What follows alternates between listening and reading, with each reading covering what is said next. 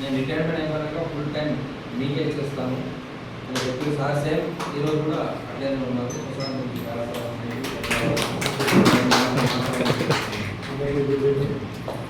నేను reserve sub ఇన్స్పెక్టర్గా retire అయిన కరీంనగర్ ఉంటే గతంలో సార్తో ప్రోగ్రామ్స్ చేసిన నేను కరీంనగర్ ఉమ్మడి జిల్లాలో చేసిన. ప్రజెంట్ మన కరీంనగర్ జిల్లాలో కూడా కళా బృందం ఇన్ఛార్జ్గా చేసిన.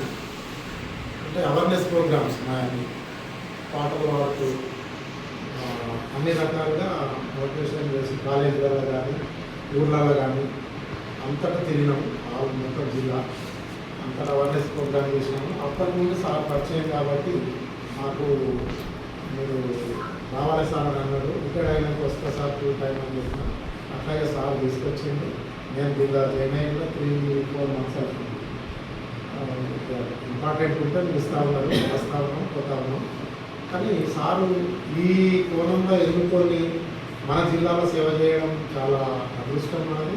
ప్లస్ మన స్టేట్ మొత్తంలో సారు పనులు చేస్తూ ఉన్నాడు. రోజు మనం చూస్తూ ఉన్నాం.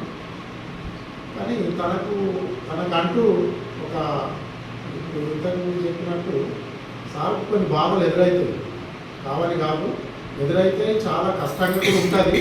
అవన్నీ తట్టుకుంటూ అధిగమించుకుంటూ మనలా వెనుకేసుకొని ముందుకు నడుస్తుంది. కాబట్టి మనం కూడా కోఆపరేషన్ ఇస్తూ ఇంకా ముందుకు సాగాల. ఇది ఏదో ఆషామాషి కాదు.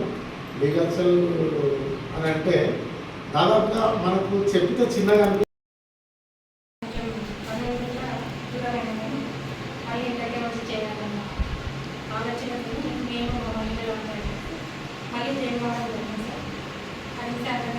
చాలా గొప్పగా భావించుకొని ముందుకు వస్తున్నాం. సార్ చెప్పిన ఆదేశాలు బట్టి మేము ఇక్కడ కూడా నిర్వహించామని చెప్పి తన ఆధారమే నడుస్తామని చెప్పి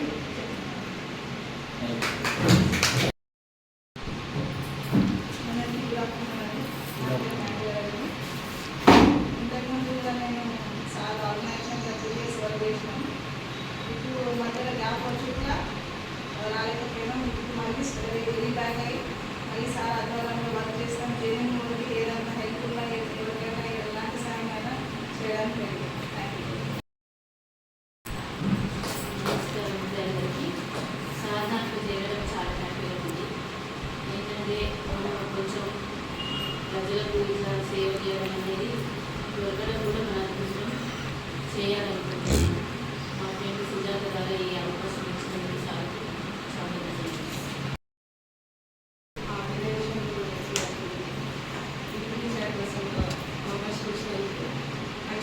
సెల్ఫ్ వేస్తున్నారు సోషల్ వర్క్స్. కానీ తనతో పాటు జాయిన్ అవ్వడం ఇంకొంచెం మంచి అవకాశాలు దొరుకుతున్నాయి. ఇంకా చాలా చేద్దాం అనుకుంటున్నాను సోషల్ వర్క్స్. చాలా మాతో పాటు